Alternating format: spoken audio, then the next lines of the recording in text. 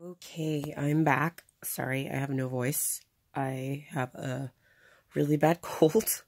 I'm trying to get over it and I'm doing the best that I can, but as nature would have it, I have a cold. We're talking about my septum piercing and my cold. It hasn't been a month. It is now 24 days healed. It's doing better, like this area for sure. Feels really not so sensitive. Pretty much just where the actual piercing is where I feel sensitivity. I don't feel really any pressure in my nose. Part of it might be because I wear glasses all the time, so I always had a little bit of extra tension and stress up here because my glasses kind of don't sit up like 100% snug against my face. But I don't have any pressure. It's not sore because I don't flip it up and flip it down. Anytime I do flip it up and flip it down, it can be a little bit sore, a little raw feeling, but it's more so when I'm flipping it back up than when I'm flipping it down. Flipping it down is pretty easy and fast to do, but for whatever reason, I go really slow when I'm flipping it up and probably making the situation worse. But anyways, we're going to talk about my cold. I was super afraid to get a cold with this, even though I'm someone who has bad allergies and I'm prone to cold. So as soon as I got the piercing, I started taking, it's called loratadine. Not spelled like that, but it's called loratadine, spelled like R-A-D-I-N-E. Yeah, Loradine. Anyways, it's a 24-hour allergy pill for like indoor, outdoor pets type allergy pill. So I take that every single night. Taking it in the morning, like, I guess it doesn't really matter, but by doing that helps to keep the drug in my system, because I find if you skip or forget, then all of a sudden you seem really prone to allergies. It has been working. I've been out in trees, I was around flowers, I went to a wedding, animals galore, and I haven't had any problems. But I did catch a cold. Today is Sunday. I caught the cold on Thursday night, so I'm still kind of working through it. You know how colds could be 7 to 10 days, shorter for some people. My immune system is not that great, so mine tend to last like 10 days. But what I noticed, keeping it flipped up, as I normally keep my piercing flipped up because of work. They're loud, but I just don't want to have to deal with people commenting all the time or dealing with boogies as they slide down or something. I know that happens, but I have a cold and I still haven't actually seen it happen yet. So what to do? First, keep it flipped up the entire time. There's no reason to pull it down. Your nose naturally is kind of a self-cleaning mechanism. When you have a cold, or just your nose in general is constantly flushing out bacteria between the nostrils, not really between the two, but that's the purpose. The way that the nose is built, it naturally flushes out bacteria and stuff. So it doesn't really need to be messed with. I just continue to do my sea salt soaks. I only do my sea salt soaks once a day.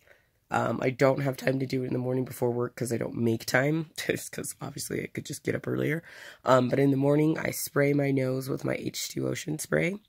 I might do 2 pumps per nostril to really make sure I got it in there. And I clean out the nostril. I do not fuck with the piercing. If the piercing looks filthy, like there's a big gob on it or something, I just simply wipe it down. And I don't go up high. I'm not trying to agitate where the piercing itself is. I'm only trying to get what's viewable. You can't see where the piercing is because mine's pierced up high. I have a deviated septum. So it's actually kind of nice. That way I'm not constantly messing with it. The first few weeks, definitely the tension from like probably having, you know, dried mucus around the piercing, it is probably agitating. But what I've found is just leaving it alone and flipped up, I just really don't have a lot of those problems. I have a big nose, so obviously it's really easy for me to get in there, see what I'm doing, kind of do a quick wipe around without really touching the piercing. But if you have a smaller nose and the Q-tip goes in and you can't really see what you're doing, just be very gentle.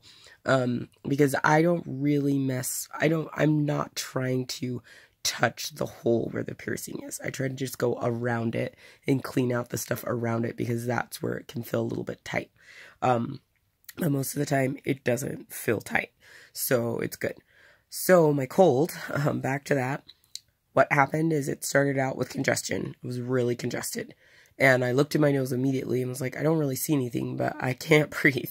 The good news, at least for this particular cold that I'm having right now, is it seems like the mucus is isolated to the top part of the nose. It's above where the piercing is. It's deeper on the inside. So stuff tends to drain down. It's annoying, but again, if you leave your piercing alone and you only clean where the snot is, like, you're fine. Also, don't sit there cleaning your snot out of your nose constantly. You know, when you blow your nose a lot, or you're constantly trying to clear it out, it gets agitated and it dries out. One of the reasons I feel like I'm recovering so fast from this cold is because I didn't do what I normally did, which is constantly blowing my nose, constantly getting tissue paper and getting inside. If you can learn to adjust to not really blow your nose, let stuff drop as it naturally would drop, and when it drains to the point that it's actually going to exit your nose, that's when you wipe it down. That way you're only going to have a little bit of agitation in the lower part of your nostril. Leaves the piercing alone, and you're fine. Now, I had a bunch of shit to do. I had a wedding. I was the flower girl. I know that's weird for a 35-year-old to be the flower girl, but fuck it, that's what I was. So I had a lot of stuff I had to do, and I had to be out and about. Having the piercing flipped up prevented me from worrying about what could happen, the draining and the boogie type stuff. So I just kept my Q-tips with me on hand and my H2 Ocean spray in case I really need to spray it down, which, of course, I kept looking at it and usually didn't. Sometimes I'd have to just clean the inside of my nostril because I'm sick and there was stuff in my nostril, but not really so much anything with my piercing. Still did the sea salt soak, which is super awkward when you have a really stuffy nose, but what I found, now that it's day 24, I can blow my nose comfortably. I'm not in there honk, honk. I don't know how you guys blow your nose, but I typically always apply, it's not something I noticed that I did, but I apply a little bit of pressure with both hands so I can kind of close off the nostrils, forcing the air to force down and maximize your nose blow. Don't do that with your piercing. Kind of leave it alone. You know, you can get a little bit close, but leave this general part alone where the piercing is, and kind of maybe squeeze down here if you're really trying to help isolate it when you do blow your nose. A lot of people were telling me, be careful when you blow your nose. There were definitely a couple times where I forgot and was like, I just need to get this shit out of my nose, and then it didn't go anywhere. The second you realize that your blowing of your nose is not successful, when it's not producing any results, when you're not getting mucus out of your nose, just stop. You don't need to blow your nose anymore. Stop. It's not ready. Let it drain. That is annoying and it feels kind of gross sometimes, but if you do that, my nose was not agitated. My nose was not dry. I didn't need to cover it in freaking Vaseline or something. I don't know what people do, but it doesn't feel dried out because I just let it naturally drain when it was time to drain. Now, if you have to be somewhere, I had a wedding and I had to walk down the aisle and I had to maintain 2 other flower girls. And this was like 4 hours. So if you absolutely have to do that, get this. And it's kind of hard to read because it's backwards in my phone, but it's quercetin. And yeah, it's got like the high blood pressure mark, which I don't have, but fuck it, I didn't care. What this specifically is for is a cough, runny nose, and sneezing. That is all it is for. This is not Dayquil.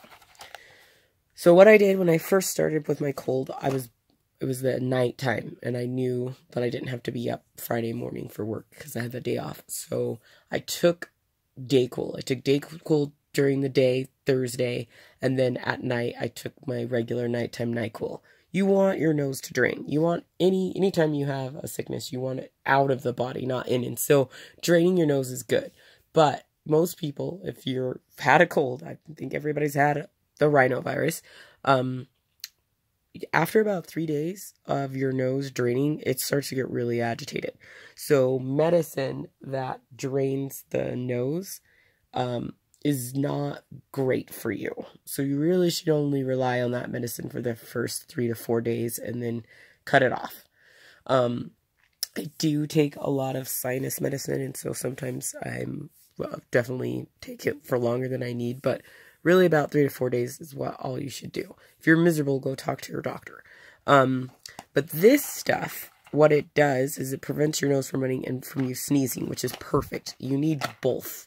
Because if you have a runny nose, you're going to have to constantly keep wiping it. And if you have your piercing down, I'm sure that's obnoxious. If you're sneezing, you're going to apply undue pressure on your nose. Now, I took one time because they're good for 6 hours. And that was it. After that, I said I'm going to go back to regular cold medicine because I need it to drain. But that would be in a circumstance. I really don't like taking anything that doesn't make my nose drain, even though this seems to cause less problems than the stuff that makes your nose run. But it was a smart move for me so that I could be out in public. When you take this, you will get stuffy. You will legit be like, I can't really breathe, but I sound okay, I'm talking okay. If you are legitly in the midst of your sickness, though, it doesn't really matter what cold medicine you take. It just simply may not work, and you just may feel like shit. If you catch the flu, you may feel like shit. There's not anything you can do. My go-to is they are Kleenex, and I think it's called Cool Touch. It has like aloe vera. I can show you the tissue because I have some here. This tissue, I may have mentioned it before, it's almost like it's not porous. It's like you can pour water on it, and it doesn't really absorb into the tissue, so you can kind of use it. Not that you need to use it forever, but basically what I would do is I would hold it underneath my nose and let stuff drain out onto the tissue, and then just wipe and wipe. Don't put the tissue in your nose. Nothing should go in your nose, really, ever. So even though it feels good to clear stuff out, if you're not getting ready to, like, go somewhere, leave the tissue out of your nose. Let stuff drain, collect it, wipe around the sides where it could get agitated, throw it away, get yourself a new piece of tissue when you're ready. If I'm not going anywhere, I might just literally use my mouth and my hand and kind of help sit the tissue right here. And just be like that. La la la la la, watch a TV show. Because even though it's obnoxious, you need your nose to drain. That's the healthiest thing. And when you start putting stuff up there, whether it's your fingers, it's tissue, or cotton swab, you're going to agitate your nose. Your regular part of your nose. This has nothing to do with your piercing. Your nose will just be agitated. So, that's what I did. I used, again, this for the event that I had. Otherwise, stay cool. Let your nose drain. Do not shove these in there. Do not constantly stick a Q-tip into your nose. Only if you're preparing to go somewhere.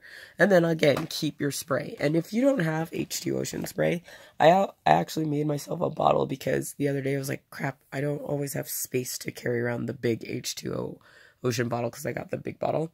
I take the same stuff that I do for my sea salt soak, and I just pour it in a spray bottle. Because it's already pre-mixed into a gallon jug, when you pour it into the spray bottle, it will still spray out of the spray bottle without clogging it because there's not too much salt. So, like, don't take a full teaspoon of salt into a tiny little travel-size spray bottle. That's ridiculous. But it works. It works just as good as H2 Ocean, and it gives you a little bit of relief. I noticed when I was feeling, just, like, over the cold, I would spray 1 or 2 sprays. And not frequently. I probably only did it maybe twice in the day.